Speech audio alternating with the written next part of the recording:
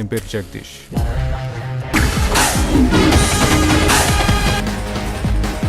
দক্ষিণ ভারতের জনপ্রিয় অভিনেতা বিজয় থালাপতি, প্রত্যেকেই তাকে কম বেশি চেনেন।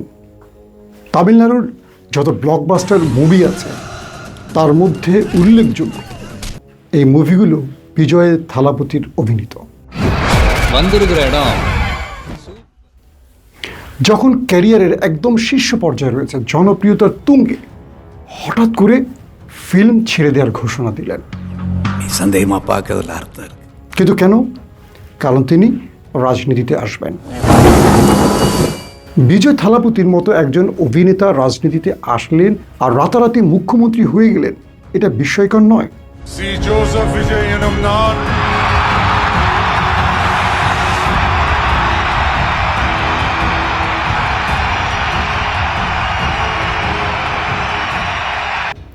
ভারতের ইতিহাসে বহু অভিনেতা, অভিনেত্রী, খেলোয়াড় রাজনীতিতে এসছেন, কিন্তু কেউ বিজয় থালাপতির মতো একেবারে প্রথম গোলেই বাজিমাত করতে পারেন।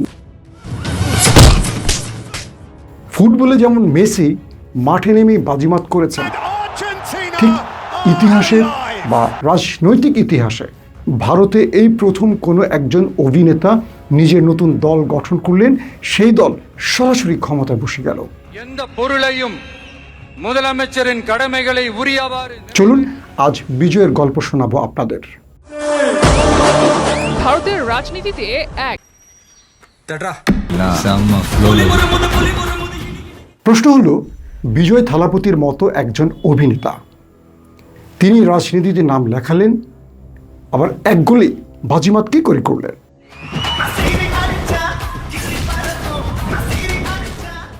বিজয় কোনো নতুন দলে যোগ দেননি, তিনি নিজে একটি দল বানালেন, আর সেই দল প্রথম নির্বাচনে 108টি আসন পেয়েছে 234টি আসনের বিপরীতে।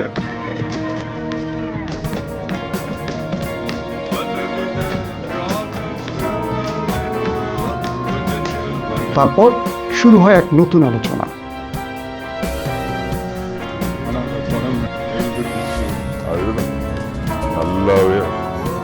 বিজয় কি করে পৃথিবীকে অবাক করে দিয়েছে? বিজয় কি একজন তথাকথিত অভিনেতা থেকে তথাকথিত রাজনীতিক? না, গল্পটা ভিন্ন রকম।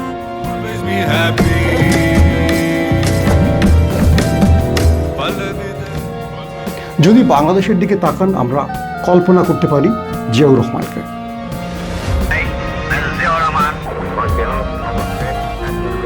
যদি কল্পনা করেন, আমরা ভাবতে পারি এনসিপিকে।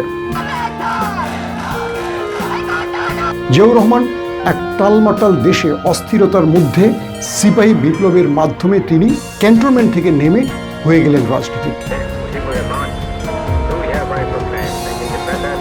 তুমুল জনপ্রিয়, বাংলাদেশের প্রতিটি মানুষের হৃদয়ের আসনে বসে গেছেন। তিনি না থাকলেও তার দলটি এখন পর্যন্ত সবচেয়ে বড় রাজনৈতিক দল। অজস্র ভুলের মধ্যেও এই দলটিকে মানুষ এখনো ভালোবাসে, স্রেফ শহীদ জিয়ার নামটি স্মরণ করে। ছিল সেই সময়ের মহাগুরুত্বপূর্ণ চরিত্র জিয়াউর রহমান। এনসিপির কথা ভাবেন, এক প্রতাপশালী, এক ডাইনি, স্বৈরতান্ত্রিক নেত্রী, স্বৈরাচার ফ্যাসিস্ট শেখ হাসিনা, যাকে পুরো বাংলাদেশ একাট্টা হয়ে নাড়াতে পারছিল না।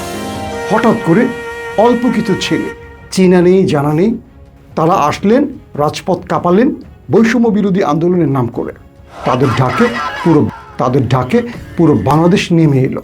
পুরো বাংলাদেশ মানে কি, ছাত্র জনতা থেকে শিশু, কিশোর, বৃদ্ধ সবাই নেমে এলেন।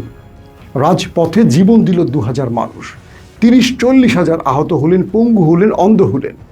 গুম, হত্যা আর নির্যাতনের মসনদ ভেঙে যায় 36 জুলাইয়ের গণ অভ্যুত্থানের।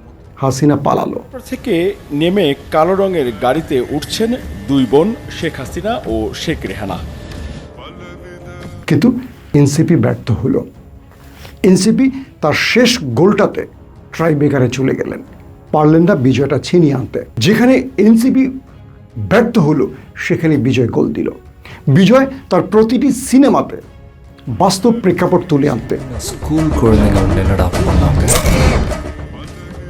কখনো তিনি শোষণের বিরুদ্ধে কথা বলতেন, কখনো কর নীতির বিরুদ্ধে কথা বলতেন, কখনো পিছিয়ে পড়া মানুষের পক্ষে কথা বলতেন, কখনো রাজনীতির এই কুরাজনীতির বিপরীতে ভোট অধিকার মানুষের এটাকে প্রমাণ করতেন। তার একটি ফিল্মে দেখা গেছে একজন ব্যক্তি বিদেশ থেকে এসছে প্রবাসী একটি ভোটের জন্য, তার ভোট অন্য কেউ দিয়ে দিয়েছে। এটা বাংলাদেশে অহরহ হয়।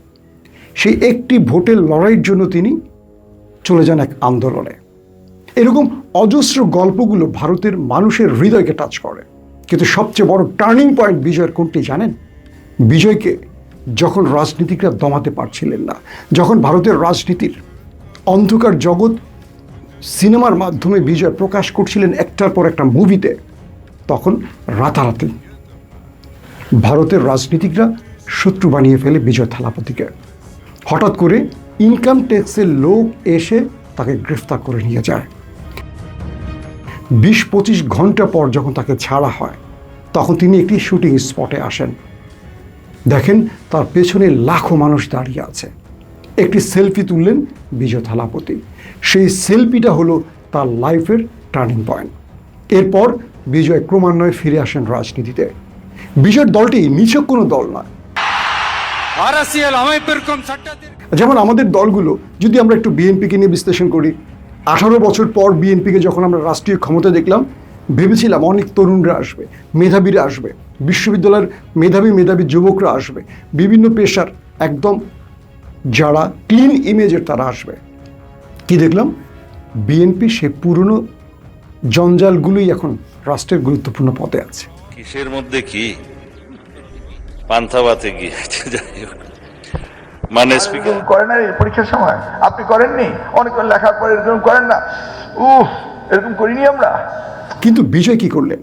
তামিলনাড়ুর সবচেয়ে মেধাবীদের তার দলের টিকিট দিলেন। নারীদের মধ্যে সবচেয়ে মেধাবীদের দিলেন। পিছিয়ে পড়া মানুষ যারা খুব কোটিপতি নয় কিন্তু মামুলি পরিবারের মেধাবী সন্তান, যাদের বিরুদ্ধে দুর্নীতি কিংবা রাজনীতির কোনো অন্ধকার ছায়া লাগেনি, খুঁজে খুঁজে তাদের দলের টিকিট দিলেন। মানুষ হুমড়ি খেয়ে পড়লো, তাদেরকে ভোট দিল। মানুষ তাদেরকে নিজের একজন প্রার্থী মনে করলো। বিনিময় পুরো তামিলনাড়ুকে কাঁপিয়ে দিল 2026-এর বিধানসভা নির্বাচন। ভারতের রাজনীতিতে এক দারুণ চমক। বিজয় ভারতের হাজার হাজার টেলিভিশনে ভর করেনি। কোনো টেলিভিশন তার ইন্টারভিউ নিতে পারেনি। কোনো টেলিভিশন তার পিছে ঘুরেও একটি বাক্য বের করতে পারেনি। বিজয় ভরসা রেখেছিল তামিলনাড়ুর জনগণের উপর, সোশ্যাল মিডিয়ার উপর, ইউটিউব, ফেসবুক, হোয়াটসঅ্যাপ গ্রুপের উপর।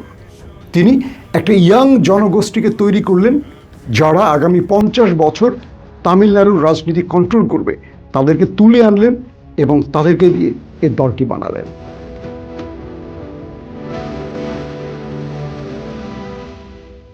তামিলের জনগণ মনে করল বিজয় তার ক্যারিয়ারের শীর্ষ সময় বিশাল ত্যাগকে স্বীকার করেছেন তামিলের পরিবর্তনের জন্য। মানুষ তার প্রতি আস্থা রেখেছে, আর সেই আস্থায় তার দলটি এবার ক্ষমতা এসছে।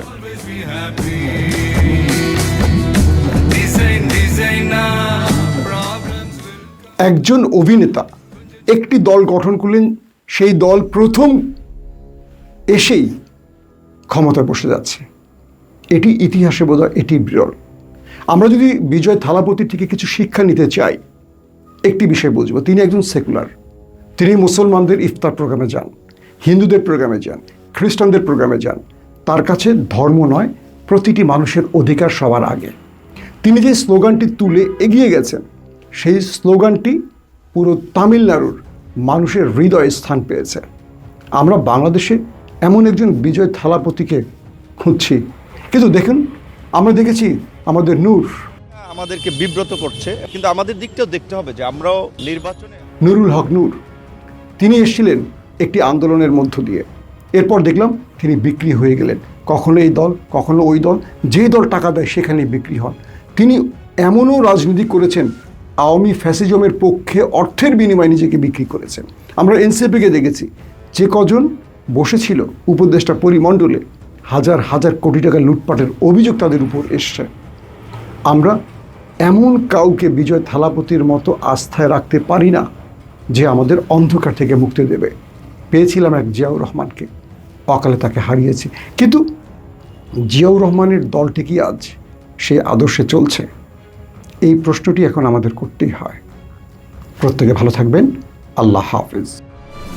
তারাপুর